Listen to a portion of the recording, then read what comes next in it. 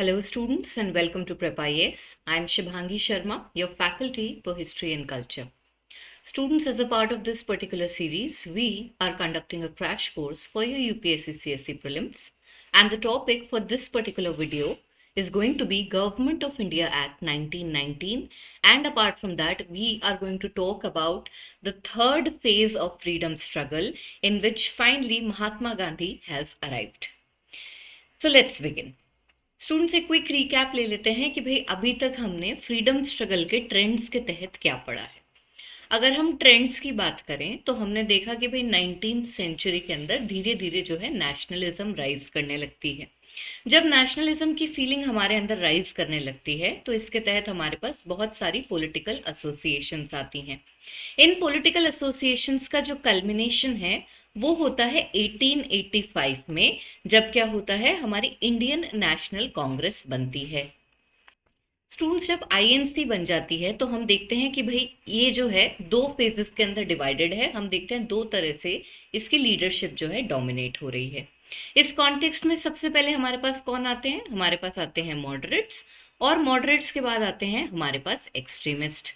Moderate जो कि moderate approach से चल रहे हैं, कॉन्स्टिट्यूशनल वे के अंदर अपने स्ट्रगल को आगे लेके जाना चाहते हैं। एक्सट्रीमिस्ट की अगर हम बात करें तो वो क्या कर रहे हैं भाई, वो ये कह रहे हैं कि इन सब से कुछ नहीं होगा, प्रेयर पिटिशन प्रोटेस्ट हमें हेल्प नहीं करने वाली है, हमें जो है सरकार के सामने मास स्ट्रगल स्टेज करना पड़ेगा, वरना ब्रिटिशर्स हमारी कोई बात नहीं मानेंगे। इस कॉन्टेक्स्ट में स्टूडेंट्स, मॉडरेट्स का जो टाइम पीरियड अपन ने देखा था वो है 1885 से 1905। क्यों? क्योंकि 1905 के अंदर हम देखते हैं क्या हो जाएगा, पार्टीशन ऑफ बंगाल, और इस टाइम पे एक्सट्रीमिस्ट पावर में आते हैं। वो जो बुजुर्ग लीडरशिप है कांग्रेस की, उसको कहते हैं कि अभी एक बार के लिए आप बैठो, अब जो है बागडोर हमारे हाथ में दे दो। एज अ रिजल्ट स्टूडेंट्स, हम देखते हैं एक्सट्रीमिस्ट जो है 1905 से डोमिनेट करना शुरू करते हैं, और इस कॉन्टेक्स्ट में हम देखते हैं कि लगभग 1917 तक जो है ये लोग, इनका जो तरीका है काम करने का, वो फ्रीडम स्ट्रगल को डोमिनेट करेगा।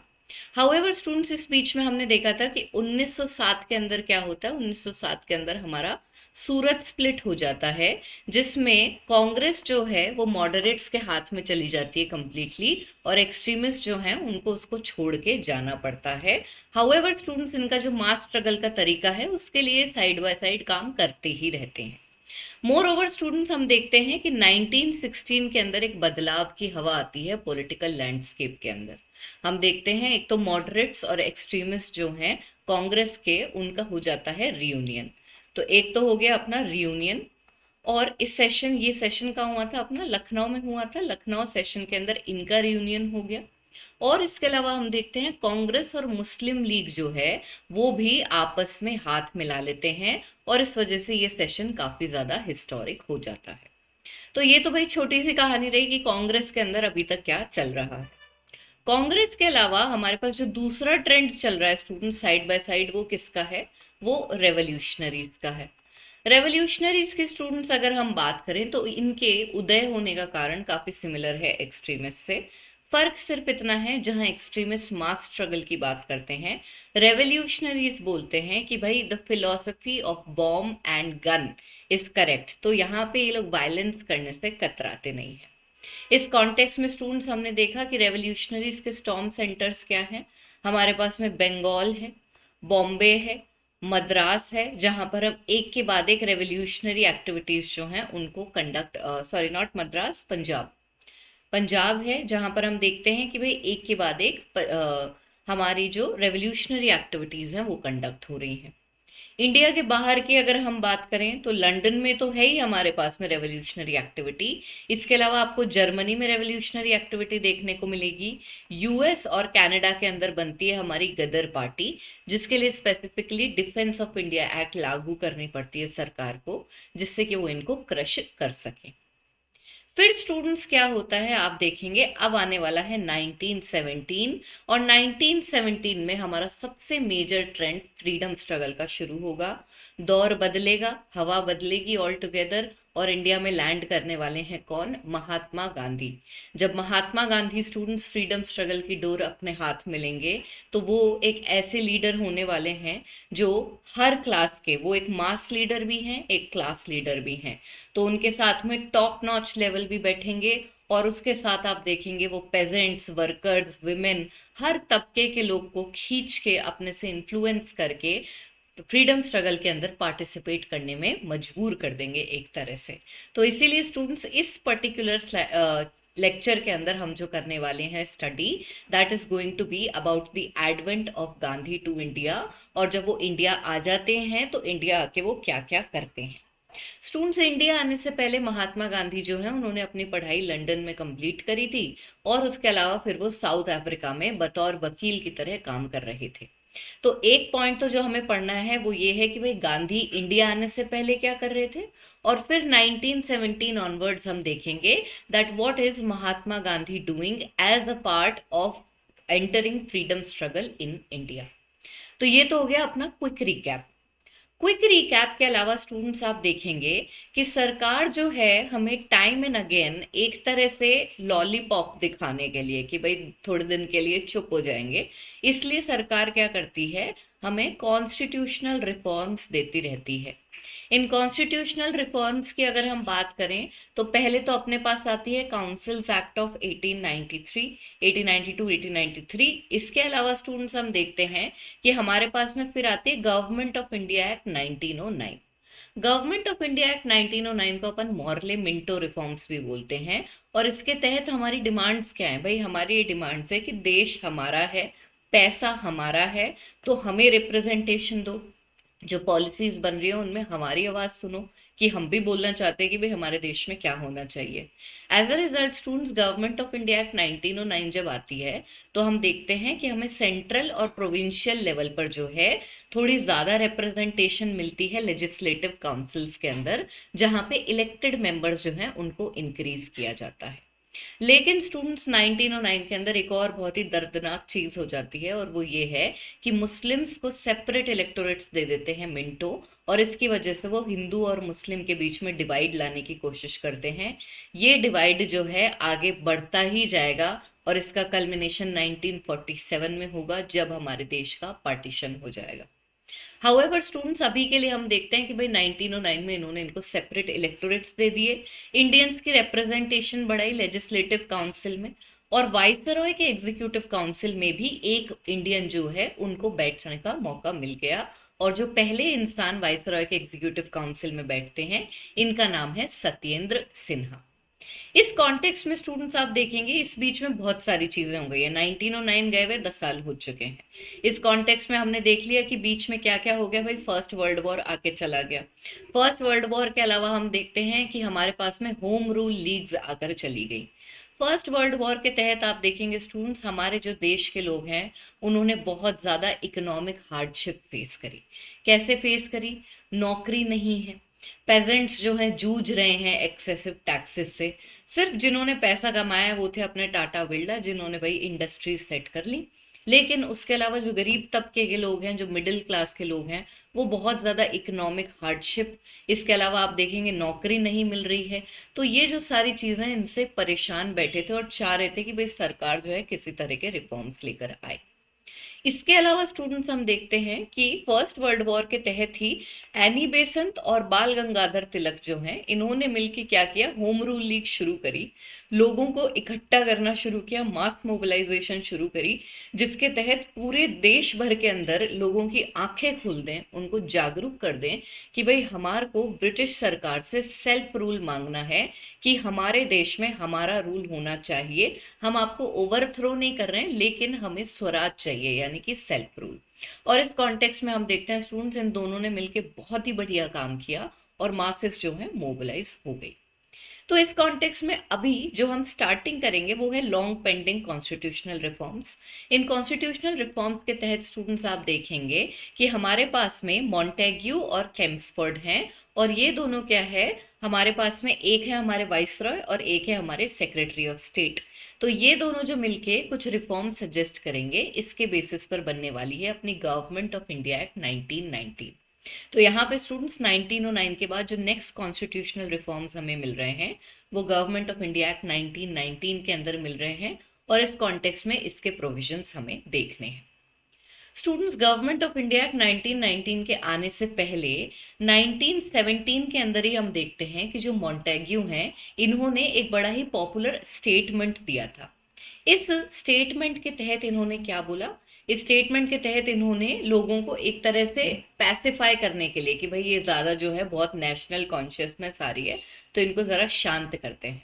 तो शांत करने के लिए उन्होंने क्या किया, इनको एक स्टेटमेंट दिया, और उस स्टेटमेंट के तहत इन्होंने बोला कि ब्रिटिश सरकार का जो फाइनल रोल है वो ये है, फाइनल एम जो है वो ये है कि ज़्यादा से ज़्यादा जो इंडियंस हैं उनको हम रिप्रेजेंटेटिव गवर्नमेंट दें, उनको हम सरकार के अंदर रोल दें, और हमारा जो फाइनल एम है वो ये है that we want to give self rule to the people of India. However students, ये बातें सिर्फ ऑन पेपर होती थी, their words were nothing but empty air all together. You can see that they will never ever want that we ever get representation, specially when the Britishers are in power. तो इस context में students शुरू करते हैं हमारे reforms के साथ, जिनका नाम है भाई government of India act 1919।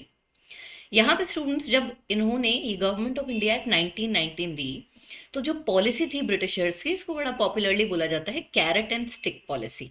Carrot and stick policy का मतलब क्या होता है कि किसी को पहले कैरेट दिखाओ, यानी कि एक फ्रूट दिखाओ, और वो फ्रूट खुशी खुशी ले लेगा और पीछे से उसे एक डंडा मार दो। This is your carrot and stick policy. तो यहाँ पे सरकार ने क्या किया, कैरेट के नाम पे हमें दिए हैं मॉन्टेग्यू क्लेम्सफोर्ड रिफॉर्म्स, और स्टिक के नाम पर इन्होंने हमें दी थी राउलेट एक्ट, जिसके बारे में हम अभी आगे चैप्टर में पढ़ेंगे। इस कॉन्टेक्स्ट में स्टूडेंट्स, जैसा कि मैंने आपको बताया, मॉन्टेग्यू ने ऑलरेडी 1917 के अंदर एक स्टेटमेंट दिया था जहां पे उन्होंने बोला फर्दर कॉन्स्टिट्यूशनल रिफॉर्म्स होंगे, और इनका एम क्या होगा, greater participation of Indians in the government. As a result इनके बेसिस पर बनती है अपनी गवर्नमेंट ऑफ इंडिया एक्ट 1919। तो चलिए स्टूडेंट्स, इसके प्रोविजंस देखते हैं। प्रोविजंस की अगर हम बात करें तो प्रोविजंस अगेन अपने क्या दो पार्ट में टूट जाते हैं कि भाई प्रोविंशियल लेवल पर क्या चेंजेस आ रहे हैं और उसके अलावा सेंट्रल लेवल पर क्या चेंजेस आ रहे हैं। पहले प्रोविंशियल लेवल की बात करते हैं। प्रोविंशियल लेवल पर स्टूडेंट्स आप देखेंगे कि हमारे पास में दो पार्ट में टूटा हुआ होता है कि भाई एग्जीक्यूटिव लेवल पर क्या चेंज होने वाले हैं, और हमारे पास में जो है लेजिस्लेटिव लेवल पर क्या चेंज होने वाले हैं। Same goes for your central. तो यहां पर स्टूडेंट्स अगर हम प्रोविंशियल एग्जीक्यूटिव की बात करें तो यहां पर आ गया रूल ऑफ टू, यानी कि डायरकी। डायरकी का मतलब होता है रूल ऑफ टू। तो हम देखते हैं प्रोविंशियल एग्जीक्यूटिव लेवल के ऊपर हमारे पास डायरकी इंट्रोड्यूस करी गई है, और ये जो दो लोग रूल करने वाले हैं, इसमें एक तरफ तो हो गए आपके एग्जीक्यूटिव काउंसलर्स, जिसमें आपके गवर्नर जनरल और उसके अलावा ब्रिटिश ऑफिशियल्स हो गए, और उसके अलावा हमारे पास में है पॉपुलर मिनिस्टर्स जो कि इलेक्ट होकर आएंगे, और ये इंडियन होने वाले हैं। गवर्नर जनरल नहीं स्टूडेंट्स, यहाँ गवर्नर और उसके अलावा इनके साथ में जो इनका काउंसिल है, ठीक है। और पॉपुलर मिनिस्टर्स में कौन हो गए, अपने इंडियंस हो गए जो कि प्रोविंशियल लेजिस्लेटिव काउंसिल से इलेक्ट होकर आने वाले। गवर्नर हमारे एग्जीक्यूटिव हेड होने वाले थे प्रोविंस के, और यहाँ पर स्टूडेंट्स हमने क्या किया, डायरकी के तहत हमने सब्जेक्ट्स जो हैं, हमारे सब्जेक्ट क्या होता है, आई एम श्योर आप सबको पता होगा भाई। आज के टाइम पे भी इंडिया की 3 सब्जेक्ट लिस्ट हैं, उसके अंदर अपने पास सेंट्रल यूनियन लिस्ट है, स्टेट लिस्ट है, और एक हमारे पास में कॉन्करेंट लिस्ट है।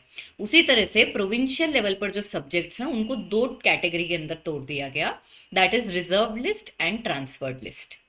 रिजर्व्ड के अंदर सबसे इंपॉर्टेंट सब्जेक्ट होते हैं जिनको ब्रिटिशर्स हमें छूने भी नहीं देंगे, और ट्रांसफर्ड के अंदर वो सब्जेक्ट्स होते हैं जिनमें ये खुद डील भी नहीं करना चाहते, और ये चाहते हैं कि हाँ भाई इंडियंस इनके ऊपर ध्यान दें, जैसे कि एजुकेशन हो गई, हेल्थ हो गई, सैनिटेशन हो गई, जहाँ पे इनको कोई इंटरेस्ट नहीं है कोई फर्दर जो है रिफॉर्म्स लाने में।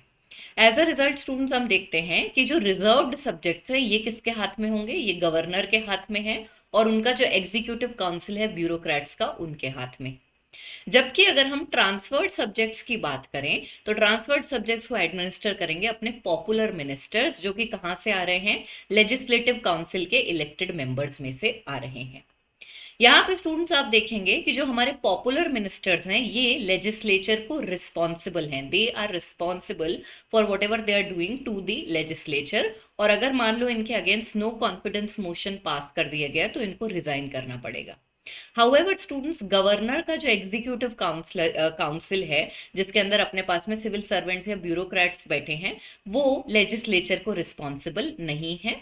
अपार्ट फ्रॉम दैट स्टूडेंट्स, आप देखेंगे कि एक और प्रोविजन जो दिया गया वो ये था कि अगर कॉन्स्टिट्यूशनल मशीनरी का फेलियर हो जाता है तो गवर्नर जो है वो कंप्लीट कंट्रोल ले सकता है किसी भी प्रोविंस का, और उसके अलावा ट्रांसफर्ड सब्जेक्ट्स भी वो अपने हाथ में ले सकता है।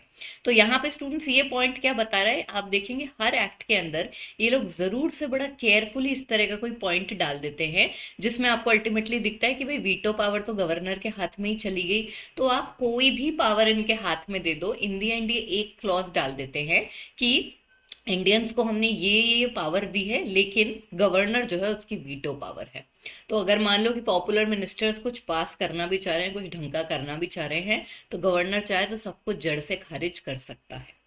इसके अलावा स्टूडेंट्स, आप देखेंगे जो हमारे पास सेंट्रल लेवल पर बैठे हैं टॉप एग्जीक्यूटिव, जिसमें अपने पास आ गए गवर्नर जनरल और उसके अलावा secretary of state for India. ये क्या है, रिजर्व सब्जेक्ट्स के अंदर कंप्लीटली इंटरफेयर कर सकते थे, लेकिन एक अच्छी चीज जो इन्होंने हमारे लिए करी वो ये थी कि ट्रांसफर्ड सब्जेक्ट्स जो कि पॉपुलर मिनिस्टर्स के हाथ में हैं, उनमें इनका इंटरफेरेंस को रेस्ट्रिक्टेड रखा गया। तो इस कॉन्टेक्स्ट में ये हमारे लिए एक पॉजिटिव पॉइंट हो गया। अगर हम प्रोविंशियल लेजिस्लेचर की बात करें स्टूडेंट्स, तो लेजिस्लेचर के अंदर फर्दर एक्सपेंशन होता है और इंडियंस को और रिप्रेजेंटेशन मिलती है। कैसे, हम देखते हैं 70% जो मेंबर्स हैं वो अब इलेक्टेड होंगे। ये इलेक्टेड मेंबर्स कौन होते हैं, ये इंडियंस होते हैं। लेजिस्लेचर में मैंने आपको बताया था किस तरह के मेंबर्स होते हैं, एक तो अपने पास होते हैं ऑफिशियल्स, दूसरे अपने पास होते हैं नॉन ऑफिशियल्स। नॉन ऑफिशियल्स की बात करें तो ये फर्दर दो कैटेगरी में होते हैं, इसमें अपने पास में इलेक्टेड मेंबर्स होते हैं और इसके अलावा हमारे पास में नॉमिनेटेड मेंबर्स होते हैं। इसमें स्टूडेंट्स जो ये वाला पार्ट है, ये अपना स्कोप है कि भाई यहाँ पर इंडियंस एंटर करें, पॉपुलर मिनिस्टर्स आए और वो इंडियंस के हित में कोई ना कोई पॉलिसी को इन्फ्लुएंस करें। तो यहाँ पे हम देखते हैं कि इलेक्टेड मेंबर्स के बढ़ने का मतलब सिंपली ये होता है कि इंडियंस की पार्टिसिपेशन बढ़ रही है। तो जो रिप्रेजेंटेशन की मॉन्टेग्यू ने बात करी थी वो डेफिनेटली हमें गवर्नमेंट ऑफ इंडिया एक्ट 1919 में मिल रही है।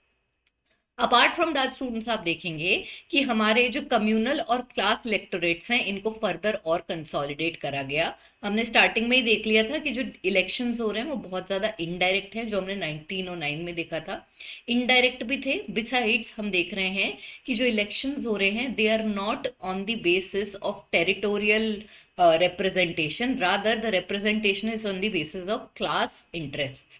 तो इस कॉन्टेक्स्ट में हमने देखा एक तो मुस्लिम्स को सेपरेट इलेक्टोरेट दे दिए गए, और उसके अलावा हम देखते हैं कि यहाँ पर जो है कम्युनल और क्लास इलेक्टोरेट्स को फर्दर कंसोलिडेट किया जा रहा है। यहाँ पे स्टूडेंट्स आप और देखेंगे कि लेजिस्लेटिव काउंसिल्स को ये पावर दी गई कि अगर वो चाहें तो कोई लेजिस्लेचर को इनिशिएट कर सकते हैं, लेकिन यहाँ पे प्रायर असेंट चाहिए गवर्नर का, और वो चाहे तो कोई भी चीज को टॉपल डाउन कर सकता है, which is again substantiated in this point that he could veto any bill और issue any ordinances which can completely wipe out any legislature that was put forward by the popular ministers। More over students, आप देखेंगे कि हमारे को थोड़ी सी power दी गई कि हम जो है बजट के कॉन्टेक्स्ट में कुछ बोल सकते हैं।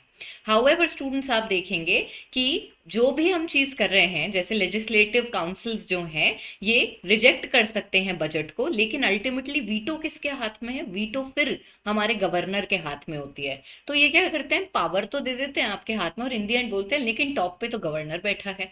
तो इस वजह से आप देखेंगे पावर मिल भी रही है और खींच भी ली जाती है एक और स्टेटमेंट ऐड करके। अपार्ट फ्रॉम दैट स्टूडेंट्स, अगर हम वोट की बात करें तो 1919 के एक्ट में एक और इंट्रोडक्शन हुआ था। हम देखते हैं इस टाइम तक जो वुमेन है हमारे देश में वो बहुत ज़्यादा मूवमेंट चलाने लगी थी कि भाई वुमेन को भी वोटिंग राइट्स मिलने चाहिए। इस कॉन्टेक्स्ट में स्टूडेंट्स आप देखेंगे कि हमारे पास में people like Sarojini Naidu who are rallying around with the leaders of INC कि भाई वुमेन को भी वोटिंग राइट्स दीजिए। तो यहां पर हम देखते हैं गवर्नमेंट ऑफ इंडिया एक्ट 1919 के तहत क्या है, हमारे पास लिमिटेड वोटिंग राइट्स आते हैं, किसके लिए, विमेन के लिए आते हैं। और यहाँ पे स्टूडेंट्स आप देखेंगे कि सेंट्रल लेजिस्लेचर ने बोला कि भाई हम डायरेक्टली कुछ भी नहीं लिख रहे हैं, अगर प्रोविंशियल लेजिस्लेचर चाहे तो उनके हाथ में है कि भाई वो विमेन को वोट करने देना चाहते हैं या नहीं। ऑलमोस्ट स्टूडेंट्स आप देखेंगे हर प्रोविंस के जो लेजिस्लेचर है उन्होंने विमेन को वोट करने के लिए अलाउ कर दिया, प्रोवाइडेड कि भाई जो क्वालिफिकेशंस हैं वो इक्वल रहेंगी। सो यहाँ पे एक चीज जो हमारे पास इंपॉर्टेंट है वो ये है कि limited voting rights were extended to women. इसी के साथ आगे बढ़ते हैं स्टूडेंट्स और देखते हैं कि भाई सेंट्रल लेवल पर क्या चेंजेस आ रहे हैं। सेंट्रल लेवल पर बात करें तो टॉप पे अपने पास जो चीफ एग्जीक्यूटिव अथॉरिटी बैठे हैं वो तो हमारे गवर्नर जनरल है। उसके अलावा स्टूडेंट्स हम देखते हैं कि जो सब्जेक्ट्स हैं हमारे ऑल ओवर वो दो लिस्ट के अंदर तोड़ दिए गए हैं, सेंट्रल और प्रोविंशियल। प्रोविंशियल फर्दर दो पार्ट में और टूट रहा है, क्या है भाई, उसके अंदर रिजर्व्ड सब्जेक्ट्स हैं और उसके अलावा ट्रांसफर्ड सब्जेक्ट्स हैं, जिसका डिस्कशन हमने अभी प्रोविंशियल एग्जीक्यूटिव में किया था। इसके अलावा स्टूडेंट्स आप देखेंगे कि जो वाइसरॉय का एग्जीक्यूटिव काउंसिल है उसमें 1909 की एक्ट में एक मेंबर ऐड हुआ था और अब हम यहाँ पर देखते हैं कि 3 मेंबर हो गए, यानी 2 मेंबर और ऐड कर दिए गए हैं। तो हम देख रहे हैं 3 जने इंडियंस है वाइसरॉय के एग्जीक्यूटिव काउंसिल में। इसके अलावा स्टूडेंट्स आप देखेंगे गवर्नर जनरल जो है उनका प्रोविंसेस के रिजर्व सब्जेक्ट्स जो हैं उनके ऊपर कंप्लीट कंट्रोल है और ये बात अपन ऑलरेडी प्रोविंशियल एग्जीक्यूटिव में कर चुके हैं। इसके अलावा स्टूडेंट्स आप देखेंगे कि लेजिस्लेटिव लेवल पर, सेंट्रल लेजिस्लेचर के लेवल पर जो है बाई कैमरलिज्म का इंट्रोडक्शन हुआ। बाई कैमरलिज्म का मतलब भी ये होता है कि रूल ऑफ 2 हाउसेस। तो यहाँ पर हम देखते हैं अभी तक अगर हम गवर्नमेंट ऑफ इंडिया एक्ट 1909 तक की बात करें तो हमारे पास सिर्फ इंपीरियल लेजिस्लेटिव असेंबली थी, लेकिन यहाँ पर हम देखते हैं अब ये 2 पार्ट में टूट गई है, जिसमें हमारे पास एक लोअर हाउस है और एक अपर हाउस है। लोअर हाउस की अगर हम बात करें तो उसको बोलते हैं सेंट्रल लेजिस्लेटिव असेंबली और अपर हाउस जो हमारा है वो है काउंसिल ऑफ स्टेट। इनके फॉर्मेशन की अगर हम बात करें स्टूडेंट्स तो काउंसिल ऑफ स्टेट जो है इसका 5 साल का टेन्योर होता था अपर हाउस का, जबकि जो हमारा सेंट्रल लेजिस्लेटिव असेंबली है जो लोअर हाउस है इसका टेन्योर 3 साल का होता था। मोर ओवर स्टूडेंट्स आप देखेंगे सेंट्रल लेजिस्लेटिव लेवल पर क्या है, हम देख रहे हैं कि इंडियंस को भी जो है कुछ पार्ट बजट का जो है वोट करने के लिए मिल गया था और मोशंस पास करने के लिए मिल गया था। However, स्टूडेंट्स आप देखेंगे कि irrespective of this particular gift that is given to us, what the Britishers have done on purpose is that they have purposely withheld 75% of the budget, जो कि अभी भी नॉन वोटेबल है। तो हमें बजट के अंदर बोलने का राइट तो दे दिया, पर हमारा जो राइट है वो कितने पार्ट पर है, सिर्फ 25% ऑफ बजट पे है। बाकी जो बजट है वो इन लोगों के हाथ में है और वो नॉन वोटेबल है। इसके अलावा स्टूडेंट्स जो एक मेजर चेंज हमारा गवर्नमेंट ऑफ इंडिया एक्ट 1919 में होता है वो ये है कि होम फ्रंट पे यानी ब्रिटेन के अंदर हम देखते हैं गवर्नमेंट ऑफ इंडिया एक्ट 1919 ने एक बड़ा इंपॉर्टेंट चेंज किया, जिसमें हम देखते हैं जो हमारे सेक्रेटरी ऑफ स्टेट हैं इंडिया के वो अब उनकी पेमेंट जो है वो ब्रिटिश एक्सचेकर करेंगे, ना कि इसकी पेमेंट इंडिया ऑफिस के थ्रू होगी। So these are students some of the major provisions that were provided as a part of the Government of India Act 1919. With this we are going to proceed further and quickly understand the drawbacks of this particular act. Positives तो अपन already देख चुके हैं कि भाई ठीक है हमारी representation बढ़ रही है, विमेन को भी थोड़े बहुत वोटिंग राइट्स मिल रहे हैं, रिजर्व सब्जेक्ट्स के अंदर ट्रांसफर्ड सब्जेक्ट्स के अंदर प्रोविंशियल लेवल पर कोई ज़्यादा इंटरफेरेंस नहीं है। हाउएवर स्टूडेंट्स आप देखेंगे कि अल्टीमेटली जो है सारी पावर, ड्रॉबैक पहला जो है ultimately veto power province level पर गवर्नर के हाथ में है और सेंट्रल लेवल पर गवर्नर जनरल के हाथ में। तो ये हमारे हाथ में पावर देते तो थे लेकिन फिर उसको खींच भी लेते थे। इसके अलावा स्टूडेंट्स अगर हम इलेक्शंस की बात करें, लेट्स से कि भाई प्रोविंशियल लेजिस्लेचर में इलेक्शंस की बात करें तो फ्रेंचाइजी जो है वो अभी भी बहुत लिमिटेड है and it is bound by what, it is bound by income and educational qualifications. More over students आप देखेंगे कि सेंट्रल लेवल पर काफी कमियां है, प्रोविंसेस में तो फिर भी हमारे को थोड़ा बहुत रिप्रेजेंटेशन है।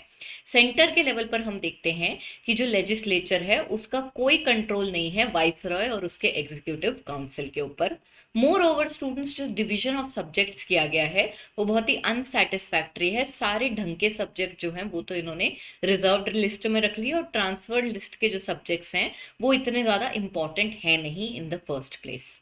इसके अलावा स्टूडेंट्स आप देखेंगे कि जो हमें सीट्स मिल रही हैं सेंट्रल लेजिस्लेचर के अंदर, जो एलोकेशन ऑफ सीट्स हो रहा है कि भाई इस प्रोविंस से इतने लोग आने वाले हैं, इस प्रोविंस से इतने लोग आने वाले हैं जो सेंट्रल लेजिस्लेचर में बैठेंगे, ये टेरिटरी के बेसिस पे नहीं हो रहा है, साइज के बेसिस पे नहीं हो रहा है कि भाई पंजाब इतना बड़ा है तो इतने मेंबर आएंगे।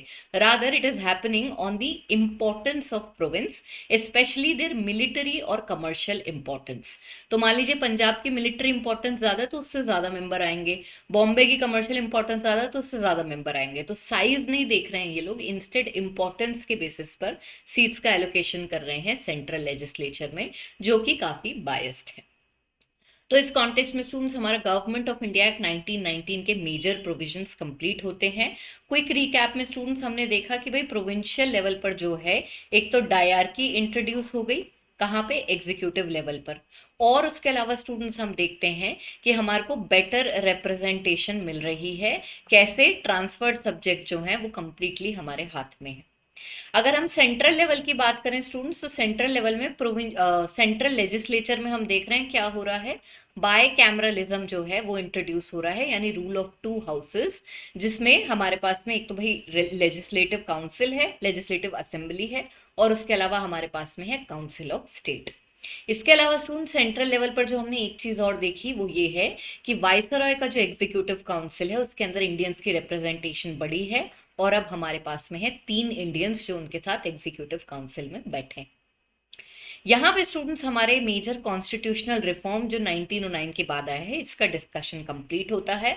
अब हम आगे बढ़ेंगे और फ्रीडम स्ट्रगल का जो नया ट्रेंड आने वाला है, that is advent of Mahatma Gandhi, उसका डिस्कशन शुरू करेंगे। Okay, so we have one more point here, students, wherein we are discussing the reaction of Congress. As you can all see, the Congress was very disappointed and they found the act very unsatisfactory, because ultimately the entire power, the veto power, is in the hands of Governor General or Governor. Moreover, students, even if they allow to give us any kind of representation, it is shut down when the final power is in the hands of Governor or Governor General. Keeping that in mind, तिलक ने बोला कि ये जो act है it's a sunless don, और इसके अलावा Annie Besant बोलती हैं कि ये इंग्लैंड जो है, इन्होंने जो इनको इंडिया को जो ऑफर दिया है, इंग्लैंड के लिए भी अनवर्दी है और इंडिया के लिए एक्सेप्ट करना भी इसको अनवर्दी है। नाउ स्टूडेंट्स, इसके साथ आगे बढ़ते हैं और महात्मा गांधी का डिस्कशन शुरू करते हैं।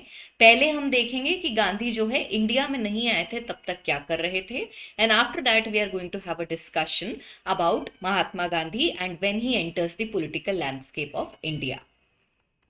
यहाँ पे स्टूडेंट्स महात्मा गांधी के क्विक इंट्रोडक्शन से स्टार्ट करते हैं। गांधी जो हैं, he was born on 2 October 1869 in Gujarat. Apart from that students, उन्होंने जो है लॉ की पढ़ाई करी थी इंग्लैंड से, और उसके बाद वो 1898 के अंदर साउथ अफ्रीका चले गए। साउथ अफ्रीका में स्टूडेंट्स वो 1914 तक रहते हैं, और उसके बाद वो 1915 में इंडिया आते हैं। जब वो साउथ अफ्रीका जाते हैं तो वो एक केस लड़ने के लिए गए थे, कुछ समय के लिए गए थे, लेकिन वहां पे इंडियंस की कंडीशंस देखकर उन्होंने वहीं रहने का डिसीजन लिया, और वहां पे इंडियंस को मोबिलाइज किया जिससे कि उनके राइट्स के लिए लड़ा जा सके। इस कॉन्टेक्स्ट में स्टूडेंट्स देखते हैं कि भाई साउथ अफ्रीका जो है वहां पर किस टाइप के इंडियंस रह रहे थे, और क्यों महात्मा गांधी वहां पर रुकते हैं इनकी मदद करने के लिए। बेसिकली स्टूडेंट, साउथ अफ्रीका के अंदर अपने पास 3 टाइप के इंडियंस बैठे थे। एक तो हमारे पास है इंडेंचर्ड इंडियन लेबर। इंडेंचर्ड का मतलब क्या होता है, what is indentured labour? This is contract based labour, जो कि कहाँ पे, प्लांटेशंस के अंदर काम कर रही है। इसके अलावा अपने पास है एक्स इंडेंचर्ड लेबर, यानी वो जो कि कॉन्ट्रैक्ट के बेसिस पर गई थी, उनका कॉन्ट्रैक्ट एक्सपायर हो गया लेकिन वो साउथ अफ्रीका में ही सेटल हो गए।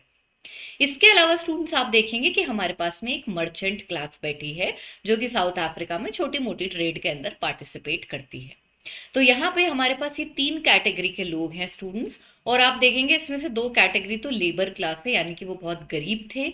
इन लोगों के साथ में रेशियल डिस्क्रिमिनेशन होती थी, पढ़े लिखे नहीं थे ये, और बहुत ज्यादा पॉवर्टी से जूझ रहे थे। और उसके अलावा हम देखते हैं जो ब्रिटिश सरकार है वो यहाँ पे इनके साथ बिल्कुल इल ट्रीटमेंट करती थी। इन सब को देख के महात्मा गांधी ने डिसाइड किया कि भाई मैं जो है साउथ अफ्रीका में ही रुकूंगा, और मेरे जो ये इंडियन भाई बंद है इनको मैं इनके राइट्स दिलाने की कोशिश करूंगा। एज अ रिजल्ट स्टूडेंट्स क्या होता है, वो अपना स्ट्रगल शुरू करते हैं, वो इंडियंस को मोबिलाइज करना शुरू करते हैं और अपना स्ट्रगल शुरू करते हैं साउथ अफ्रीका में। इस कॉन्टेक्स्ट में स्टूडेंट्स हम देखते हैं कि उनका जो स्ट्रगल है इसको दो फेजेस के अंदर तोड़ा जा सकता है। एक तो है मॉडरेट फेज ऑफ स्ट्रगल और दूसरा है पैसिव रेजिस्टेंस वाला स्ट्रगल। मॉडरेट फेज में आप देखेंगे इनकी जो तकनीक थी वो बहुत हद तक मॉडरेट लीडर्स ऑफ आईएनसी से मैच करती थी, जिसके तहत इन्होंने पिटिशंस, प्रेयर्स, इनकी वजह से इनको यूज करके ब्रिटिश गवर्नमेंट से अपने राइट्स लेने की कोशिश करी। हाउएवर स्टूडेंट्स, बहुत जल्दी महात्मा गांधी खुद डिसल्यूजन हो गए कि भाई ब्रिटिश सरकार जो है वो इस तरह से तो हमारी कोई बात सुनने वाली नहीं है, और इस वजह से फिर उन्होंने मास रेजिस्टेंस के टूल्स बनाए जैसे कि सत्याग्रह, और अपना सेकेंड फेज शुरू किया साउथ अफ्रीका में स्ट्रगल का। मॉडरेट फेज की बात करें तो दिस इज बिटवीन 1894 टू 1906, और इसके अंदर हम देखते हैं कि महात्मा गांधी जो हैं इन्होंने नेटल इंडियन कांग्रेस सेटअप करी और उसी के साथ साथ एक पेपर प्रकाशित करना शुरू किया जिसका नाम है इंडियन ओपिनियन। दोनों के ईयर भी आपके लिए यहाँ लिखे हुए हैं। इसके अलावा स्टूडेंट्स हम देखते हैं कि 1904 के अंदर इन्होंने डरबन में एक बड़ा सारा सेटलमेंट बनाया जिसका नाम है पीनिक्स सेटलमेंट। और इसके अंदर ये क्या है, the idea of this settlement is to house the satyagrahis जिन्होंने अपने बाकी सारे काम छोड़ दिए हैं, तो उनका भाई खाने सर पे छत हो, उनके पास में खाने को खाना हो, इन सब चीज के लिए हम देखते हैं इन्होंने सेटलमेंट को सेटअप किया ऑल टुगेदर, और इसमें काफी इंडियंस ने भी इनकी मदद करी है। एंड एज अ रिजल्ट हम देखते हैं कि सत्याग्रहीज को यहाँ पर ट्रेन किया जा रहा था। सेकेंड फेज क्या है स्टूडेंट्स, हम देखते हैं महात्मा गांधी जो अपनी एक पॉलिटिकल मेंडिकेंसी वाली तरीके होते हैं कि भाई लेटर लिख रहे हैं, पिटीशन दे रहे हैं, जब सरकार के कान पे कुछ भी नहीं पड़ा तो उन्होंने नए टूल्स डेवलप किए जिससे कि सरकार के कानों पे कोई बात पड़ जाए। और इसके साथ इनका सेकेंड फेज शुरू होता है साउथ अफ्रीका में, जिसे हम कहते हैं फेज ऑफ पैसिव रेजिस्टेंस और सत्याग्रह। इसका जो टाइम पीरियड है दैट इज बिटवीन 1906 टू 1914। ये सेकेंड फेज स्टूडेंट्स तब शुरू होता है जब हम देखते हैं कि हमारे पास में एक पर्टिकुलर डिक्लेरेशन आता है सरकार का, that is registration certificates. So basically आप देखेंगे हर इंडियन को साउथ अफ्रीका के अंदर एक रजिस्ट्रेशन सर्टिफिकेट मिलता था, और यहाँ पे साउथ अफ्रीका में जो सरकार बैठी है उन्होंने ये मैंडेटरी कर दिया कि आप अगर कहीं भी जाओगे तो आपके हाथ में आपका रजिस्ट्रेशन सर्टिफिकेट होना चाहिए। इस कॉन्टेक्स्ट में जो इंडियंस हमारे पास में बैठे हैं वो बहुत ज्यादा चिढ़ गए और उन्होंने डेलिबरेटली इस चीज को डिफाई करना शुरू कर दिया कि भाई हम तो हर समय पर रजिस्ट्रेशन सर्टिफिकेट नहीं प्रोड्यूस करेंगे।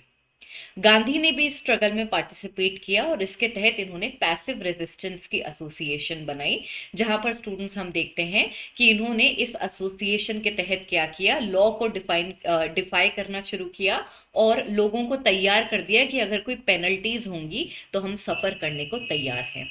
बहुत सारे लोग भारी तादाद में जो हैं महात्मा गांधी के साथ में पैसिव रेजिस्टेंस एसोसिएशन ज्वाइन करते हैं और डेलिबरेटली लॉ को तोड़ते हैं। इनफैक्ट स्टूडेंट्स, मैं आपको एक फनी बात बताती हूँ। यहाँ पर आप देखेंगे कि जब हम सत्याग्रह कर रहे थे रजिस्ट्रेशन सर्टिफिकेट एक्ट के खिलाफ तो बहुत सारे लोगों को भर भर के जेल में डाल दिया जाता था, लेकिन एक जो टैबू होता है कि भाई हम जेल जा रहे हैं उसको महात्मा गांधी ने आइडियोलॉजिकली ब्रेक डाउन कर दिया, और वहां पे लोग जो हैं जेल जाने को इतनी नॉर्मल बात मानने लगे कि कोई चलता फिरता आदमी उनसे पूछ रहा है हाँ भाई कहाँ जा रहे हो, तो वो कहेंगे किंग एडवर्ड के होटल जा रहे हैं। And that is the term that they used to use for the jails altogether, and this taboo was deliberately crushed by Mahatma Gandhi, completely changing the ideological mindset of the Indians who were staying here in South Africa. Apart from that students, आप देखेंगे कि इस passive resistance के तहत जहां पे हम deliberately law तोड़ रहे हैं और पेनल्टीज जो है उनको सफर करने के लिए तैयार हो गए हैं, इस कॉन्टेक्स्ट में इस पैसिव रेजिस्टेंस के टूल को जो नाम दिया महात्मा गांधी ने उसको बोला गया सत्याग्रह, जिसमें एक सत्याग्रही को जो है हमेशा नॉन वायलेंस और ट्रूथ के पार्ट पर चलना था, और चाहे उसको कोई भी सैक्रिफाइस करना पड़े फिर भी वो ट्रूथ और नॉन वायलेंस के रास्ते से नहीं हटेगा। इस कॉन्टेक्स्ट में स्टूडेंट्स हम देखते हैं आगे जाके 1910 के अंदर महात्मा गांधी एक और सत्याग्रही सेटलमेंट जो है उसको सेटअप करते हैं जिसका नाम है टॉलस्टॉय फार्म, और ये जो है जोहान्सबर्ग में बनाते हैं। नेक्स्ट स्टूडेंट्स हम देखते हैं इनका जो पैसिव रेजिस्टेंस का फेज है उसके तहत फिर से सरकार दो ऐसी अजीबोगरीब एक्ट्स लगा देती है कि फिर से मासेस को मोबिलाइज करके लड़ाई करी जाती है। ये क्या है स्टूडेंट्स, इससे कॉरस्पॉन्ड करता है ईयर 1930। सो बेसिकली क्या होता है, सरकार एक तो पोल टैक्स लगा देती है एक्स इंडेंचर्ड लेबर के ऊपर। सरकार उनके ऊपर एक पोल टैक्स लगा देती है जिनमें उन्हें एक 3 पाउंड का टैक्स देना पड़ेगा। एक्स इंडेंचर्ड लेबर की बात करें तो उनके पास वैसे ही काम नहीं है, बहुत गरीब तबके के लोग हैं, और उनके ऊपर ये जो एक्स्ट्रा टैक्स लगाया गया उसकी वजह से वो बहुत हैरान परेशान हो गए और महात्मा गांधी के पास पहुंचे कि भाई हमें कोई सोल्यूशन दो। इसी के साथ स्टूडेंट्स, पोल टैक्स के साथ इन्होंने एक बहुत ही एब्सर्ड एक्ट लगाई ऑल टुगेदर, जिसमें हम देखते हैं इन्होंने इंडियन मैरिजेस को इनवैलिड कर दिया। यहां पर सरकार ने बोला कि वो मैरिजेस जो क्रिश्चियन मेथड से नहीं हुई हैं और रजिस्ट्रार ऑफ मैरिज के अंदर, मैरिज रजिस्ट्रार जो है वहां पर अगर रजिस्टर नहीं हुई हुई हैं तो उनको नल एंड वॉइड माना जाएगा। चलो, मैरिज रजिस्ट्रार वाली बात तो समझ में आती है, लेकिन क्रिश्चियन टेक्निक से जो शादियां नहीं हुई हैं उनको खारिज कर दिया जाएगा। ये बात जब पॉलिटिकल लैंडस्केप से उतर के लोगों के पास आती है तो आप देखेंगे विमेन जो हैं स्पेसिफिकली वो बहुत ज्यादा पीड़ा में आ जाती हैं, क्योंकि टेक्निकली उनके बच्चे जो हैं, उनकी शादी तो नल एंड वॉइड हो गई, यानी कि उनके बच्चे इलेजिटिमेट हो गए। इस कॉन्टेक्स्ट में जो हमारी इंडियन वुमेन है खास करके, उनका मन जो है वो बहुत प्रताड़ित होता है, और इस वजह से महात्मा गांधी विमेन को भी मोबिलाइज करने में सक्सेसफुल हो जाते हैं। और जितनी तादाद में मेन लड़ने के लिए आते हैं उतनी ही तादाद में हम देखते हैं कि विमेन भी पार्टिसिपेट करती हैं against the poll tax and invalidation of Indian marriages campaign. तो इस कॉन्टेक्स्ट में स्टूडेंट्स क्या होता है, हमने मासेस को मोबिलाइज कर लिया और अब हम क्या करेंगे, डेलिबरेटली लॉ तोड़ेंगे, पैसिव रेजिस्टेंस करेंगे। इस कॉन्टेक्स्ट में स्टूडेंट्स आप देखेंगे कि जो इंडियंस हैं वो कैसे प्रोटेस्ट कर रहे हैं। वो इलीगली माइग्रेट कर रहे हैं नेटल से ट्रांसवाल। डर तो है नहीं जेल जाने का बिल्कुल भी, वो ऑलरेडी महात्मा गांधी निकाल चुके हैं इनके माइंड से, क्योंकि जाना कहाँ है, किंग एडवर्ड के होटल जाना है। अपार्ट फ्रॉम दैट स्टूडेंट्स आप देखेंगे कि इतने ज्यादा कैंपेनिंग जब होने लगती है और साफ साफ दिखता है कि साउथ इंडिया में, सॉरी साउथ अफ्रीका के अंदर इंडियंस के साथ बहुत बुरा व्यवहार हो रहा है ऑल टुगेदर, तो हम देखते हैं कि हमारे जो करंट वाइसरॉय हैं इंडिया के, लॉर्ड हार्डिंज, वो भी इस बात को कंडेम करते हैं और बोलते हैं साउथ अफ्रीका की गवर्नमेंट को कि इतना बुरा बर्ताव क्यों कर रहे हो। इसके अलावा स्टूडेंट्स आप देखेंगे इंडिया के अंदर हमारे पास गोखले बैठे हैं, जो कि इंडियंस जो साउथ अफ्रीका में हैं उनके लिए मास सपोर्ट मोबिलाइज कर रहे हैं। As a result students, finally जो इतने सारे कैंपेन चलते हैं उसके तहत एक नेगोशिएशन की टीम बैठती है। ये जो नेगोशिएशन की टीम बैठती है इसके अंदर हमारे पास महात्मा गांधी हैं, वाइसरॉय हार्डिंज हैं, सीएफ एंड्रयूज हैं और जनरल स्मट्स हैं, जो कि गवर्नमेंट ऑफ साउथ अफ्रीका को रिप्रेजेंट कर रहे हैं। और finally government of south Africa जो है पोल टैक्स को विड्रॉ कर लेती है और मैरिजेस को सोलमनाइज कर देती है, और ये महात्मा गांधी की एक बहुत बड़ी जीत होती है। तो यहाँ पे स्टूडेंट्स, ये हमने एक छोटा सा ओवरव्यू लिया कि महात्मा गांधी ने साउथ अफ्रीका में क्या किया, और ये जो जीत है स्टूडेंट्स, ये सब बैठ के इंडिया के लोग भी देख रहे हैं। और इसीलिए ऐसा माना जाता है कि जब महात्मा गांधी 1915 में इंडिया एंटर करते हैं तब he was already a very celebrated and popular leader in India. इस कॉन्टेक्स्ट में स्टूडेंट्स एक फटाफट ओवरव्यू भी लेते हैं कि भाई गांधी का जो एक्सपीरियंस था साउथ इंडिया में, उसने उन्हें कैसे मदद करी एक मास लीडर बनने में, अपनी आइडियोलॉजी को शेप करने में। साउथ अफ्रीका के एक्सपेरिमेंट से स्टूडेंट्स महात्मा गांधी को एक तो मासेस के अंदर कितनी पावर है, मासेस की क्या कैपेसिटी है और उससे कितना बड़ा चेंज लाया जा सकता है, इसका प्रॉपर रियलाइजेशन हो गया। मोर ओवर स्टूडेंट्स, अपने सत्याग्रह के तहत महात्मा गांधी जो हैं सारे इंडियंस को इररिस्पेक्टिव ऑफ रिलीजन, क्लास और for that matter gender unite करने के अंदर सक्सेसफुल हो गए थे, और ये इनकी एक बहुत बड़ी जीत रही। इसके अलावा स्टूडेंट्स आप देखेंगे कि साउथ अफ्रीका के अंदर हमारे पास कोई इंडियन ट्रेंड्स ऑफ पॉलिटिक्स तो बैठे नहीं हैं, इसलिए महात्मा गांधी को एक फ्री हैंड मिल गया ऑल टुगेदर कि उन्होंने अपने स्टाइल की जो लीडरशिप है उसको डेवलप किया और अपने स्टाइल के स्ट्रगल को बिना किसी के इंटरफेरेंस के ये डेवलप कर पाए। और इसी वजह से स्टूडेंट्स, फाइनली जब महात्मा गांधी 1915 में इंडिया लैंड करेंगे, so he is already a very recognized and celebrated leader as a part of his efforts in South Africa. People flock to get a single view of Mahatma Gandhi all together। और यहाँ पर हम देखते हैं कि महात्मा गांधी जो है साउथ अफ्रीका में भारी सक्सेस लेके आ रहे हैं और ऑलरेडी इंडिया में एक सेलिब्रेटेड लीडर है। तो यहाँ पे स्टूडेंट्स इनका साउथ अफ्रीका का एक्सपेरिमेंट खत्म होता है। 1915 में महात्मा गांधी इंडिया आ जाएंगे और 1917 से एक्टिवली फ्रीडम स्ट्रगल में पार्टिसिपेट करना शुरू करेंगे। तो गांधी बिफोर इंडिया खत्म हो गया है। अब देखते हैं कि भाई गांधी जो है इंडिया आकर क्या कर रहे हैं। स्टूडेंट्स, जैसा कि मैंने आपको बताया, महात्मा गांधी इंडिया आ जाएंगे जनवरी 1915 के अंदर।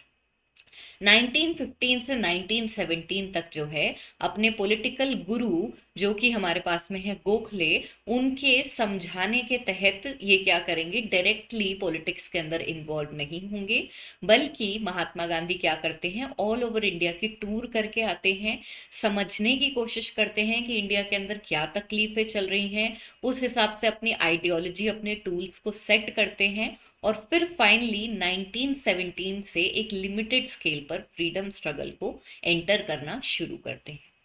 यहाँ पे स्टूडेंट्स आप देखेंगे कि 1917 और 1918 में एक लिमिटेड बेसिस पे इन्होंने 3 स्ट्रगल के अंदर पार्टिसिपेट किया और उन तीनों ही स्ट्रगल्स में इन्होंने सक्सेस दिलवाई।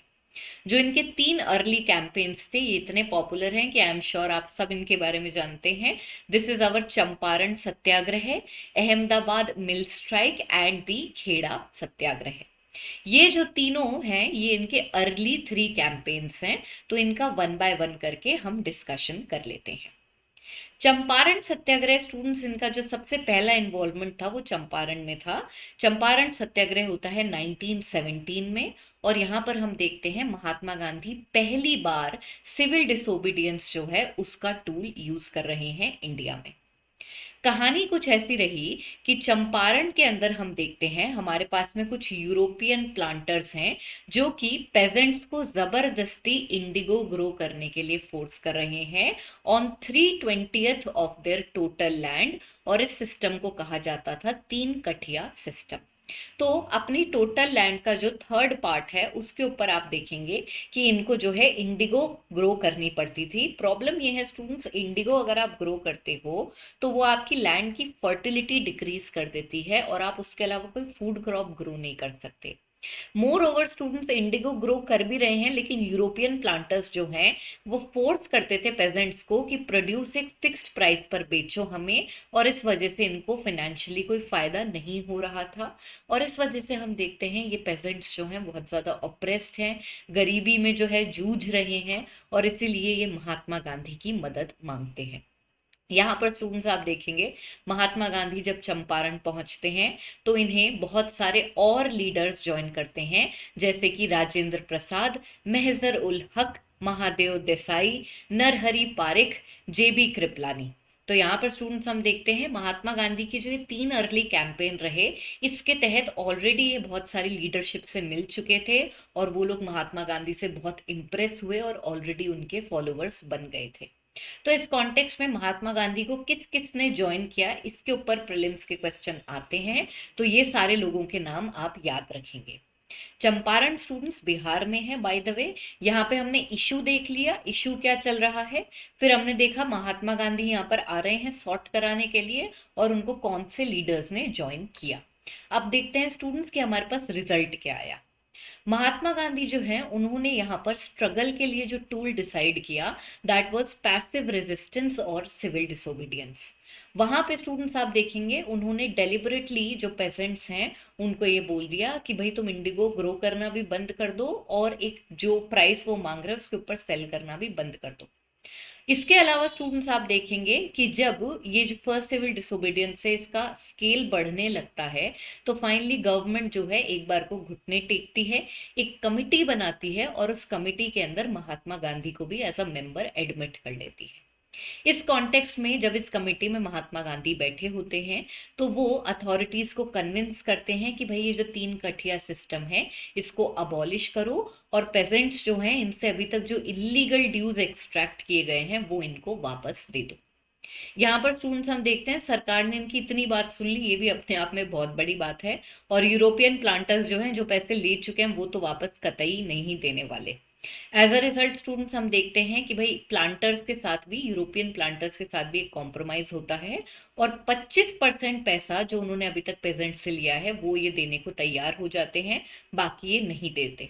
लेकिन स्टूडेंट्स आप देखेंगे इसको भी एक बहुत भारी जीत माना जा रहा है, जिसमें चंपारण के जो पेजेंट्स हैं उनको काफी रिलीफ मिलता है और ये महात्मा गांधी की पहली बड़ी सक्सेस बनती है। चंपारण के बाद स्टूडेंट्स हम देखते हैं एक के बाद एक 1918 में दो स्ट्राइक्स जो हैं वो महात्मा गांधी के अंडर होती हैं, जिसमें पहली है अपने पास में अहमदाबाद मिल स्ट्राइक, जहां पे पहली बार महात्मा गांधी ने अपना one of the best tools that is hunger strike और फास्ट अनटू डेथ जो है इसका यूज किया था। सो बेसिकली स्टूडेंट्स यहाँ पर क्या होता है, अहमदाबाद के अंदर हमारे पास में कॉटन मिल है। इस कॉटन मिल के अंदर जो वर्कर्स हैं वो लड़ाई कर रहे हैं प्लेग बोनस के लिए, ठीक है। उनको यहाँ पर अगर प्लेग होता है तो डिसकंटिन्यू कर दिया उसका जो बोनस मिलने वाला था, तो इसके ऊपर जो है मिल के जो वर्कर्स हैं वो ओनर्स के अगेंस्ट लड़ाई कर रहे हैं। इस कॉन्टेक्स्ट में इनको मदद करने आते हैं महात्मा गांधी। महात्मा गांधी आते हैं और इंटरवीन करते हैं इस डिस्प्यूट को, जो कि किनके बीच में हो रहा है, मिल ओनर और वर्कर्स के बीच में हो रहा है, क्योंकि मिल ओनर्स ने प्लेग बोनस देना बंद कर दिया है। महात्मा गांधी जो हैं वो इन अहमदाबाद मिल के जो वर्कर्स हैं इनकी मदद करते हैं। इस कॉन्टेक्स्ट में स्टूडेंट्स आप देखेंगे महात्मा गांधी इनके लिए एक वर्कर्स यूनियन भी बनाते हैं, ट्रेड यूनियन टाइप की भी बनाते हैं, जिसे हम कहते हैं अहमदाबाद मिल वर्कर्स यूनियन, ठीक है। तो ये भी सेटअप होती है और इसके तहत महात्मा गांधी इन वर्कर्स को कहते हैं कि स्ट्राइक पर बैठ जाओ और 35% का वेज हाइक मांगो। फाइनली स्टूडेंट्स आप देखेंगे कि कॉटन मिल ओनर्स जो हैं घुटने टेक देते हैं और महात्मा गांधी इन पेजेंट्स को 35% का वेज हाइक इंक्रीज जो है वो दिलवाने में सक्सेसफुल हो जाते हैं, making it another big success. जहां एक तरफ इन्होंने वर्कर्स को स्ट्राइक पे बिठाया, ये खुद फास्ट अंटिल डेथ पर बैठ गए और इसको देख के लोग जो है काफी अंडर प्रेशर आ गए और फाइनली महात्मा गांधी को सक्सेस मिल गई। अहमदाबाद मिल स्ट्राइक के बाद स्टूडेंट्स जो अपने पास तीसरी अर्ली सक्सेस है वो है खेड़ा सत्याग्रह, जो कि 1918 में होता है और यहाँ पर हम देखते हैं पहली नॉन कोऑपरेशन करवा रहे हैं महात्मा गांधी। बेसिकली स्टूडेंट्स क्या होता है, खेड़ा जो है ये एक डिस्ट्रिक्ट है गुजरात में। यहाँ पे ड्रॉट सूखा पड़ने की वजह से 1918 के अंदर जो है क्रॉप्स का फेलियर हो जाता है। अगर सूखा पड़ने से क्रॉप्स का फेलियर होता है तो सरकार के द्वारा एक रेवेन्यू कोड जारी किया हुआ था और उसके अंदर ये रूल था कि अगर आपकी जो यील्ड है वो 1/4 से कम रह जाती है, जनरली जो यील्ड हो रही है उससे सिर्फ 1/4 या उससे कम रह जाती है, तो जो फार्मर्स हैं उनको टैक्सेस के ऊपर रेमिशन मिल जाएगा। हाउएवर स्टूडेंट्स आप देखेंगे कि ऐसा कुछ भी नहीं हो रहा था डिस्पाइट द फैक्ट कि कंप्लीट क्रॉप फेलियर हुआ है। एज अ रिजल्ट ये लोग जो है महात्मा गांधी की हेल्प सीख करते हैं। महात्मा गांधी यहाँ पर आते हैं और खेड़ा के जो पेजेंट्स हैं उनको बोलते हैं सरकार के साथ कोऑपरेट करना बंद कर दो और टैक्सेस को पे मत करो टैक्सेस। इसी वजह से हम देखते हैं स्टूडेंट सरकार जो है वो ओपनली तो बैकआउट नहीं करती, लेकिन वो एक सीक्रेट सर्कुलर निकालती है जिससे कि उनकी बेइज्जती ना हो ओपनली, और सीक्रेट सर्कुलर में वो ये कहती है कि जिन पेजेंट्स के पास पैसे हैं वो टैक्स दे दें, जिनके पास नहीं है वो ना दें। हाउएवर स्टूडेंट्स इस कॉन्टेक्स्ट में हम देखते हैं जीत तो महात्मा गांधी की फिर से हो गई। अपार्ट फ्रॉम दैट स्टूडेंट्स इस खेड़ा सत्याग्रह में भी महात्मा गांधी के साथ दो और फॉलोवर्स अटैच होते हैं, दैट इज सरदार वल्लभ भाई पटेल एंड इंदुलाल याग्निक। ये वाले जो पॉइंट्स हैं ये स्टेटमेंट बेस्ड बन के आते हैं, किसने किसको कब ज्वाइन किया, तो ये वाले पॉइंट्स को आप जरूर याद रखेंगे। तो इस कॉन्टेक्स्ट में स्टूडेंट्स हम देखते हैं महात्मा गांधी 1915 में इंडिया आए। 3 अर्ली सक्सेस उन्हें मिली, चंपारण, अहमदाबाद और खेड़ा। एक के बाद एक तीनों जगह पर जो है वो पेजेंट्स और मिल वर्कर्स जो है उनको सक्सेस दिलाने के अंदर उनको जो चेंजेस चाहिए थे वो दिलाने के अंदर सक्सेसफुल हो गए। And as a result students हम देखते हैं कि ये 3 early successes already very famous Mahatma Gandhi को और पॉपुलर कर देती हैं and the masses are now looking up at him all together. Students इन 3 अर्ली सक्सेस के बाद महात्मा गांधी फाइनली अपना एक बड़ा सत्याग्रह लॉन्च करना शुरू करते हैं against a very derogatory act which is known as the Rowlatt act. तो पहले देखते हैं राउलेट एक्ट क्या है और फिर देखते हैं कि वो जो सत्याग्रह महात्मा गांधी करना चाह रहे थे एक्चुअली उसका कॉन्सिक्वेंस क्या निकलता है। राउलेट एक्ट की स्टूडेंट्स अगर हम बात करें तो 1919 के अंदर राउलेट एक्ट जो है इसको पास किया गया था। इसका जो ऑफिशियल नाम है वो है एनार्किकल रेवोल्यूशनरी क्राइम्स एक्ट, और इसको पॉपुलरली राउलेट एक्ट बोला जाता था, क्योंकि ये राउलेट कमीशन के रिकमेंडेशंस के बेसिस पर बनी थी, जिसको एक ब्रिटिश जज सर सिडनी राउलेट जो है हेड कर रहे थे, और इसलिए हम इसे राउलेट एक्ट बोलते हैं।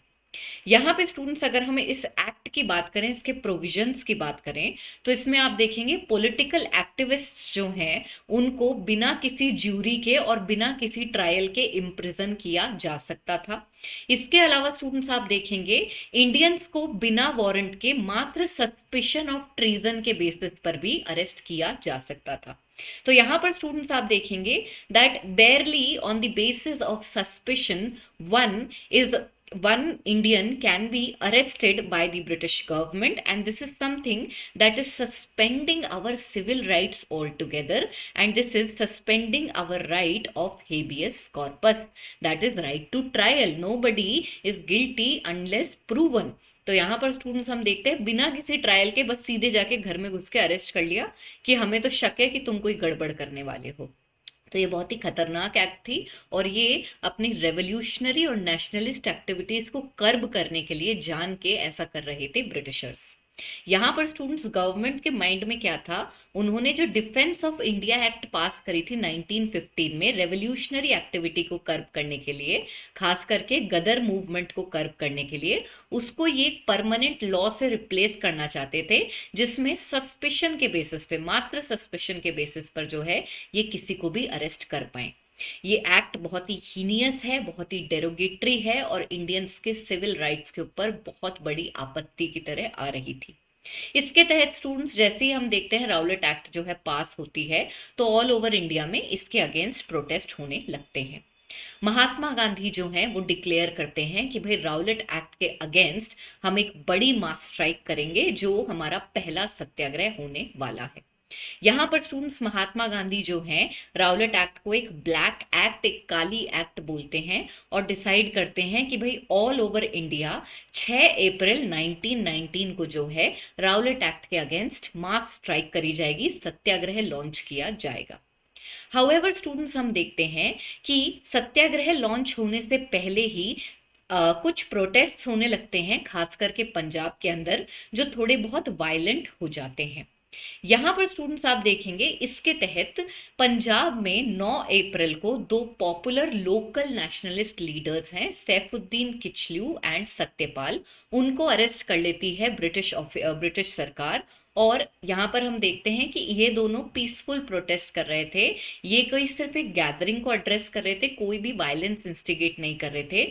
फिर भी इन दोनों को उठा के कोई अननोन लोकेशन पर ले जाती है ब्रिटिश सरकार। एज अ रिजल्ट स्टूडेंट्स हम देखते हैं कि पंजाब के जो लोग हैं वो बहुत ज़्यादा गुस्सा हो जाते हैं, और वो इनके अरेस्ट को लेके प्रोटेस्ट करना शुरू कर देते हैं 10 अप्रैल को, जिससे कि अपने लीडर्स के प्रति सॉलिडारिटी दिखा सकें। हाउएवर स्टूडेंट्स जब ये प्रोटेस्ट हो रहे होते हैं तो इसके अंदर हम देखते हैं थोड़ी बहुत वायलेंस हो जाती है। जैसे ही ये वायलेंस होती है और पंजाब की सिचुएशन आउट ऑफ कंट्रोल जाने लगती है, तो ब्रिटिश सरकार एक आर्मी ऑफिशियल जनरल डायर जो है उनको कंप्लीट डोर दे देते हैं कि भाई पंजाब के अंदर जो है शांति करवाओ। As a result students General Dyer क्या करते हैं, वो एक प्रोक्लेमेशन इशू करते हैं 13 अप्रैल के लिए, जो कि बैसाखी का दिन भी है, और कहते हैं कि भाई इस दिन जो है लोग अपनी सिटी छोड़ के कोई दूसरी सिटी के अंदर नहीं जाएंगे, किसी भी तरह की गैदरिंग में पार्टिसिपेट नहीं करेंगे, और सरकार के खिलाफ कोई भी डेमोन्स्ट्रेशन नहीं करेंगे। मैक्सिमम एक ग्रुप में 3 लोग होने चाहिए, इससे ज्यादा अगर हुए तो हम जो है उनके अगेंस्ट एक्शन लेंगे। ये जो प्रोक्लेमेशन डायर करते हैं स्टूडेंट्स, भाई उस टाइम पे कोई फेसबुक, इंस्टाग्राम, ट्विटर ये तो है नहीं, लोगों तक ये बात पहुंचने में ही कितने दिन लग जाएंगे, 3 दिन के अंदर तो पहुंचनी नहीं है उनके पास ये बात, ठीक है। तो आप देखेंगे कि एकदम बैसाखी वाले दिन ये प्रोक्लेमेशन किया, और ज्यादातर लोगों को तो पता भी नहीं है कि इस तरह का कोई प्रोक्लेमेशन जनरल डायर ने किया है। यहाँ पर ये बेचारे नॉर्मल रोजमर्रा के जो लोग हैं वो बैसाखी सेलिब्रेट करने के लिए जो है एक बड़ी क्राउड आसपास के विलेजेस की, जिनको पता भी नहीं है कि इस तरह के कोई ऑर्डर्स लगे हुए हैं, जलियांवाला बाग में गैदर हो जाती है। इसके अंदर औरतें और बच्चे भी हैं जो मात्र बैसाखी सेलिब्रेट करने आए हैं। उनका कोई ये रोल भी नहीं था कि भाई हम सरकार के खिलाफ कोई प्रोटेस्ट करने वाले हैं। एज अ रिजल्ट स्टूडेंट्स हम देखते हैं unaware of this proclamation these innocent people which included women and children who were barely celebrating a happy festival of Baisakhi were gathered in Jallianwala Bagh, and General Dyer, who had put forward this proclamation but did not actually propagate it between the people, did not even give them a single warning, closed the only door of Jallianwala Bagh and opened fire on these unarmed innocent people and killed almost many people including women and children. I am sure आपने भी कोई ना कोई popular culture की picture के अंदर इस scene को देखा होगा। बहुत ही हीनियस क्राइम किया जनरल डायर ने और इतने सारे लोग मर गए। ब्रिटिश सरकार ने तो बोला 300-400 लोग मरे हैं, लेकिन इंडियंस ने जो एक्चुअल एस्टिमेट्स निकाले तो अराउंड 1500 से ज़्यादा लोग जो हैं उनको मार दिया गया था as a part of Jallianwala Bagh massacre. ये एक बहुत ही ब्लैक मोमेंट है इंडिया की कॉलोनियल हिस्ट्री का, और इससे हमें पता चलता है कि हमारे देश के लोगों के साथ कॉलोनियल्स क्या क्या कर रहे थे। इस कॉन्टेक्स्ट में स्टूडेंट्स हम देखते हैं देश भर के अंदर दुख का माहौल फैल जाता है और महात्मा गांधी अपना काइजर हिंद का टाइटल गिव अप कर देते हैं और रविंद्रनाथ टैगोर अपनी नाइटहुड जो है उसके पद को रिनाउंस कर देते हैं और ऑल ओवर इंडिया में शोक का माहौल हो जाता है and everybody stands in solidarity against the Jallianwala Bagh protest. Here students you will see, जब जलियांवाला बाग हो जाता है और इतना ज्यादा लड़ाई झगड़ा चल रहा होता है तो सरकार एक कमेटी लगाती है इंक्वायरी की, जिसमें वो कहती है कि ठीक है भाई हम देखते हैं जलियांवाला बाग में क्या हुआ था। ये जो कमेटी इंक्वायरी की आती है स्टूडेंट्स, इसका नाम है हंटर कमेटी। ये कमेटी स्टूडेंट्स इसलिए सेटअप करी जाती है क्योंकि ये जो रीसेंट वायलेंट डिस्टर्बेंसेस हुए बॉम्बे, दिल्ली और पंजाब में, इनको इन्वेस्टिगेट करना चाहती है, इनके कारण देखना चाहती है और इसके तहत मेजर्स लेना चाहती है जिससे कि ये फर्दर रिपीट ना हो। हंटर कमीशन जो है स्टूडेंट्स, इसके अंदर आप देखेंगे कि 3 इंडियन मेंबर्स भी थे, जिसमें एक है हमारे पास सर चिमनलाल हरिलाल सेतलवाद, जो कि बॉम्बे यूनिवर्सिटी के वाइस चांसलर थे और बॉम्बे हाई कोर्ट के अंदर एडवोकेट भी थे। दूसरे जो इंडियन हमारे पास हंटर कमीशन में बैठे हैं, इनका नाम है पंडित जगत नारायण, जो कि एक वकील थे और उसके अलावा लेजिस्लेटिव काउंसिल जो यूनाइटेड प्रोविंसेस की है उसके भी एक मेंबर थे। तीसरे जने जो हमारे पास हैं, इनका नाम है सरदार साहिबजादा सुल्तान अहमद खान, जो कि ग्वालियर के स्टेट के एक वकील थे। तो 3 कौन इंडियन मेंबर्स थे, इनके नाम आप याद रखें। इस तरह के जो क्वेश्चंस होते हैं वो यूपीएससी के अंदर स्टूडेंट्स पॉपुलर हो जाते हैं। इसी के साथ स्टूडेंट्स आप देखेंगे कि जब हंटर कमेटी है, इसकी रिपोर्ट आती है तो इसके अंदर हम देखते हैं कि डायर को भी बुलाया जाता है कि भाई तुमने ऐसा क्यों किया। डायर जो है बड़ी अजीब सी बात कहते हैं। वो ये कहते हैं कि भाई मैं अपने ऑनर को प्रोटेक्ट करने के लिए मैंने ये गोलियां चलाई है। उन्होंने बोला कि बहुत आसान था, मैं क्राउड को सिंपली बोलता कि भाई आप यहाँ से हट जाओ वरना हम गोलियां चला देंगे, तो वो हट भी जाते। लेकिन वो पीछे से आते और मेरे ऊपर हंसते और मेरी बेइज्जती हो जाती, और मैंने इस बेइज्जती से बचने के लिए 1500 लोग जो कि इनोसेंट हैं, बच्चे हैं उनमें, औरतें हैं उनमें, उनको मार दिए। यहाँ पर स्टूडेंट्स आप देखेंगे ब्रिटिश सरकार ने बहुत ही ज्यादा बेशर्मी की हदें पार करी हैं एक तरह से, जहां पे उन्होंने कंप्लीटली जनरल डायर को सपोर्ट किया और अपने ऑफिसर्स को प्रोटेक्ट करने के लिए एक इंडेमनिटी एक्ट पास कर दी। For that matter students, British parliament के अंदर जब जनरल डायर को प्रोड्यूस किया गया तो हम देखते हैं जो इनका अपर हाउस है, हाउस ऑफ लॉर्ड्स, उन्होंने जनरल डायर के एक्शंस जो हैं उनको सपोर्ट किया, और जो ब्रिटिशर्स के जो लोकल सिविलियंस जो हैं उन्होंने जनरल डायर के प्रति जो है सेंटिमेंट्स दिखाए, उनकी तरफ एम्पथाइज किया और जनरल डायर को मदद करने के लिए 30,000 पाउंड जो है वो और कलेक्ट कर लिए चंदे में, और इससे हमें ये दिख रहा है कि ब्रिटिश सरकार नहीं बल्कि जो ब्रिटिश सिविलियंस भी थे वो भी इंडियंस को एक बहुत ही लोअर लाइट के अंदर देखते थे। और ये जो हीनियस क्राइम ऑल टुगेदर हुआ है, इसके तहत हम देखते हैं कि ब्रिटिशर्स को हमारी तरफ कोई सिंपथी नहीं थी। इनफैक्ट स्टूडेंट्स, आप देखेंगे आज तक भी, रिसेंटली जब तक क्वीन एलिजाबेथ की डेथ नहीं हुई थी उससे पहले भी हम देखते हैं कि जलियांवाला बाग को लेके कई लोगों ने उन्हें आज तक बोला कि do you feel guilty about it, and she had no answer. She had no answer. She did not even pretend to say that I regret what had happened. So here, students, this shows how in a bad light and how superior they felt that they were, that our lives as Indians did not matter at all, and this heinous crime altogether was done by the government, and these atrocities were unleashed on Indians. Irrespective students, यहाँ पर हम देखते हैं कि जो Rowlatt act है इसके लिए जो सत्याग्रह हमें प्रॉपरली करना था वो बीच में रुक गया क्योंकि जलियांवाला बाग वाला मैसेकर हो गया। तो यहाँ पे स्टूडेंट्स इस पर्टिकुलर एक्ट के साथ में, इस पर्टिकुलर इवेंट के साथ में हम इस लेक्चर को कंप्लीट करते हैं। एक क्विक रिव्यू ले लेते हैं स्टूडेंट्स। हमने स्टार्ट किया by understanding government of India act 1919। इसके प्रोविजंस के तहत स्टूडेंट्स हमने देखा, एक तो प्रोविंशियल एग्जीक्यूटिव लेवल के ऊपर क्या हो गया, डायरकी इंट्रोड्यूस हो गई। उसके अलावा सेंट्रल लेजिस्लेटिव लेवल के ऊपर हमने देखा बाय कैमरलिज्म जो है वो इंट्रोड्यूस हो गया।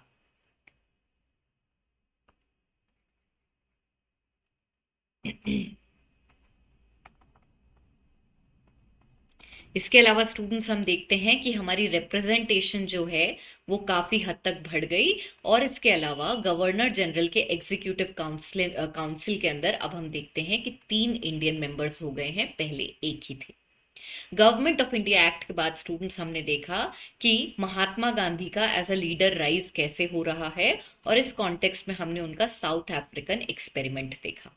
साउथ अफ्रीका में स्टूडेंट्स महात्मा गांधी ने इंडियंस के राइट्स के लिए जो फाइट करी है वो 2 फेज के अंदर टूटती है। एक तो इनका मॉडरेट लेवल का स्ट्रगल है, और इस मॉडरेट लेवल के स्ट्रगल में स्टूडेंट्स हम देखते हैं कि जो महात्मा गांधी हैं उन्होंने क्या किया है, उन्होंने प्रेयर्स, पिटिशंस के बेसिस पर कोशिश करी कि भाई सरकार हमारी बात सुन ले, लेकिन वो खुद इस बात से डिसल्यूशन हो गए और उन्हें पता चल गया कि ये तकनीक काम नहीं करेगी।